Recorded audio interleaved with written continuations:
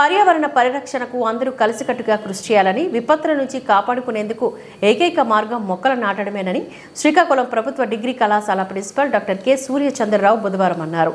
స్థానిక ఆర్ట్స్ కళాశాల ఆవరణలో మొక్కలు నాటి వాటి అవసరాలను పలువురు వక్తలు వివరించారు.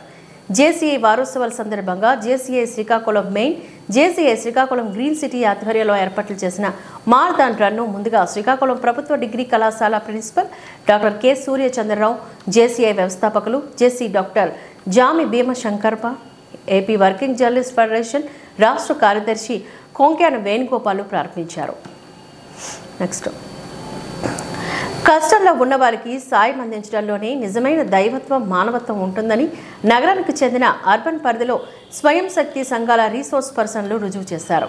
మెప్మా ఆధ్వర్యంలోని 2.30 లక్షల రూపాయల చెక్కును శ్రీకాకుళం ఎమ్మెల్యే గొండు శంకర్ ద్వారా సీఎం సహాయ నిధికి వారు అందజేశారు. ఈ సందర్భంగా ఎమ్మెల్యే శంకర్ మాట్లాడుతూ, విజయవాడ వరద బాధితుల కష్టాలు వర్ణాతీతంగా ఉన్నాయని, సర్వం కోల్పోయి నిరాశ్రయులుగా మిగిలారని ఆరోపించారు.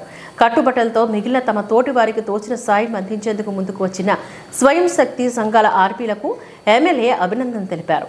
మెప్మా వారు అందించిన మొత్తాన్ని మిషన్ డైరెక్టర్ మెప్మా వారికి ఆన్లైన్ ట్రాన్స్ఫర్ ద్వారా సీఎం సహాయ నిధికి జమ చేశారు. ఈ కార్యక్రమంలో టీడీపీ నాయకులు Reddy Girija Shankar, MEPMA CM MS Venkatrao, resource person MEPMA సిబ్బంది తదితరులు పాల్గొన్నారు.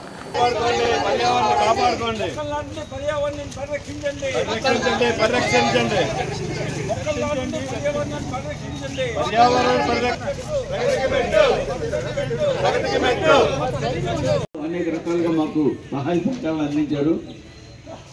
ఈ 3 మొక్కలే కాకుండా మరిన్ని కార్యక్రమాలు చేయడానికి శ్రీకాకుళం జూనియర్ ఛాంబర్ సంస్థ మెయిన్ మరియు గ్రీన్ సిటీ వరలక్ష్మి గారు, అనిల్ కుమార్ గారు చేపట్టాలని వాళ్ళకి సూచిస్తున్నాను.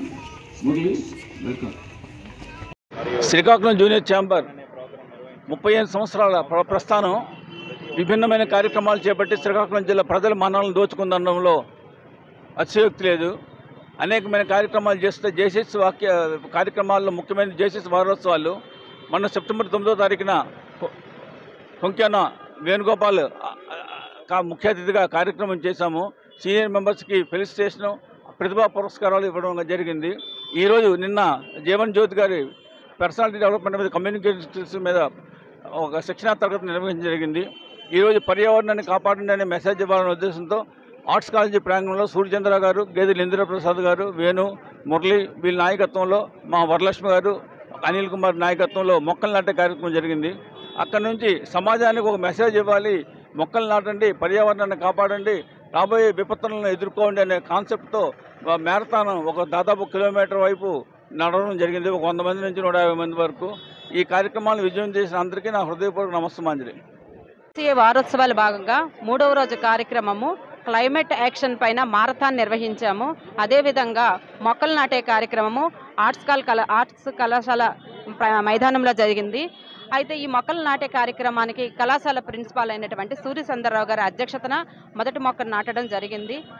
అయితే ఈ కార్యక్రమానికి మాకు సహాయ సహకారాలు అందించినటువంటిది జామి భీమశంకర్ గారు అండ్ వేణు గారు, వర్కింగ్ ఫెడరేషన్ జర్నలిస్ట్ రాష్ట్ర అధ్యక్షుడు కొంక్యాన వేణుగోపాల్ గారు, కాబోయే వాకర్స్ గవర్నర్ మురళి గారు, మరియు Zumba dance Devi Prasad and team, ఇంకా వనితా వాకర్స్ క్లబ్ లక్ష్మి గారు, గేదెల లక్ష్మీప్రసాద్ గారు, మా JCS members, JCI mains and Srikakulam green city అందరికి కూడా సహాయ సహకారాలు అందించారు. వాళ్ళందరూ సహాయ సహకారాలతోనే ఈ కార్యక్రమాన్ని విజయవంతంగా చేశాము. ఈ కార్యక్రమాన్ని విజయవంతం చేయడానికి ఇంకా ఎన్ఎస్ఎస్, ఎన్సీసీ ఆర్ట్స్ కళాశాల యూనిట్లు కూడా సహకరించారు.